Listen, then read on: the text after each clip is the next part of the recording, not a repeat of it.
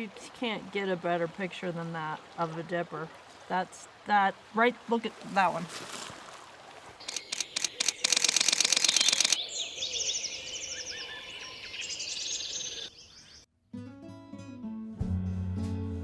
I heard years ago that 90% of life is showing up. Or maybe it was 80%. Either way, I recall my dad giving me similar advice nearly 30 years ago.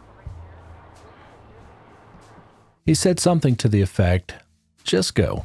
You'll figure the rest out when you get there. As I've alluded to in the past, we photographers are inundated with advice. What are the best settings? What's the best gear? Top 5 composition tips. Best ways to light the subject. I've given and received my fair share of unsolicited advice. However, I'm continually reminded that the advice my dad gave 30 years ago is still relevant today. Just go. You'll figure the rest out when you get there. If only it was that easy with wildlife photography. Katie has pointed out in the past that I get obsessed with my hobbies. She's right, I do. I can spend hours a day reading articles on equipment. I've spent countless hours watching videos about technique and composition. Additionally, changing, modifying, and digging into my camera settings oddly brings me great pleasure. After all the tinkering, video binging, and internet education, I'm left with the one decision that matters most. Where do we go to photograph birds? I admittedly suffer from a condition commonly referred to as FOMO, fear of missing out. As I thumb through the social media feeds, I can't help but notice all the birds in my area that people are photographing.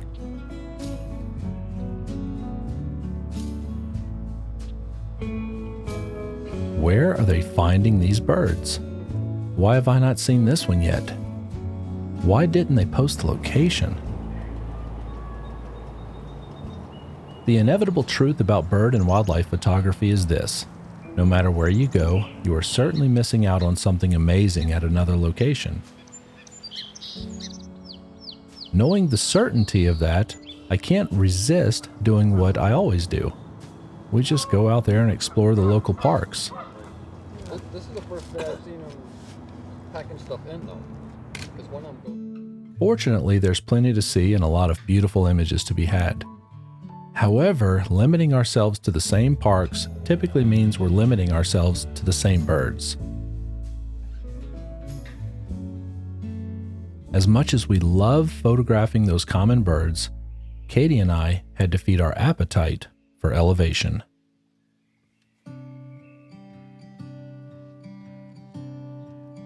So we made our way to one of our favorite destinations, Stanley, Idaho. Specifically, we aim to explore the banks of the Salmon River and Redfish Lake. The views are intoxicating and there are miles of beaches to explore. And if breaking ice is your thing, there's still plenty of ice. As interesting as ice breaking and stick gathering is, there are other attractions that brought us to this area. Every spring, dozens of eagles fly up and down the Salmon River in search of food. The spawning salmon and trout make their way through here in the fall. The eagles understand that and make their nests here in anticipation of the healthy September food supply. Over the next several weeks, they will be diligently building nests and preparing for the next generation of eagles. It sucked that he went behind the trees because I had him for a second and then he was all behind the trees. Which brings me to the point of this video. Location. We all know there's an element of luck in bird and wildlife photography. Right place at the right time. That's what we're all hoping for. Knowing when and where a certain species can be found is about as important as picking the right gear. After all, how valuable is that camera if you can't find the birds? Luckily, we are at the right place at the right time. The eagles are everywhere, and we took full advantage.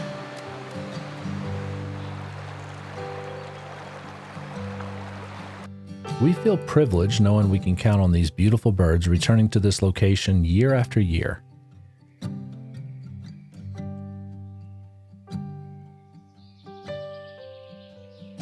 We will certainly be back over the next few months to check out these gorgeous creatures.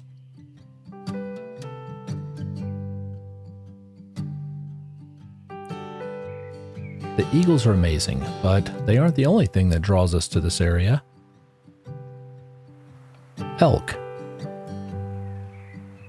For the next couple of weeks, the cow elk will be gathering in anticipation of the snow melt. As soon as conditions are right, they'll be making their way back into the mountains. In the meantime, we're at the right place at the right time. Sure, the bull elk don't have their antlers. However, those antlers will grow nearly an inch a day over the summer, and I'm sure we'll have plenty of opportunities with them in the fall. So yeah, we will file this location away. Early spring on the Salmon River. Plenty of eagles and plenty of elk.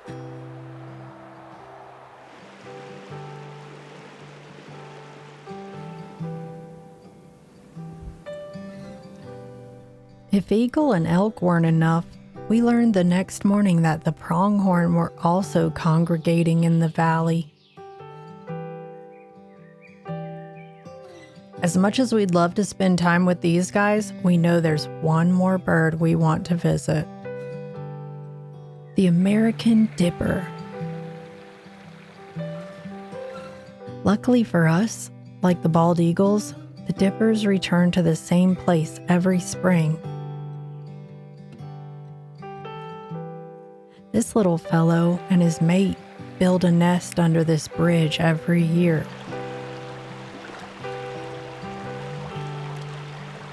They stay close to the nest.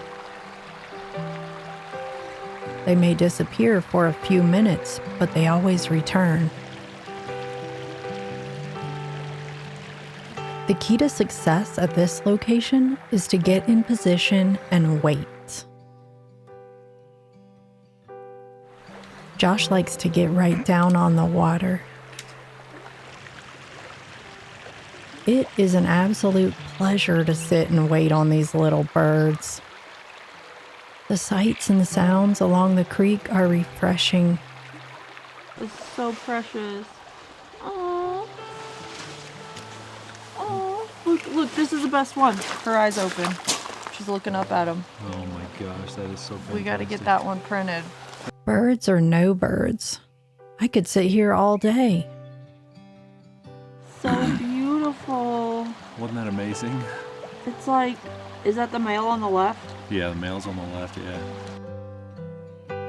So yeah, like Josh said, location matters.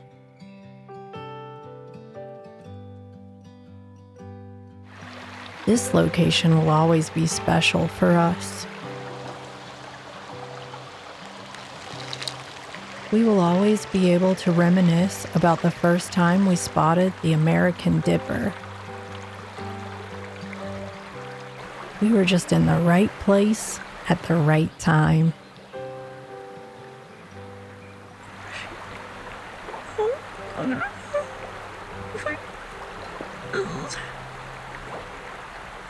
cute. Oh my gosh. Such a bouncy little happy little thing.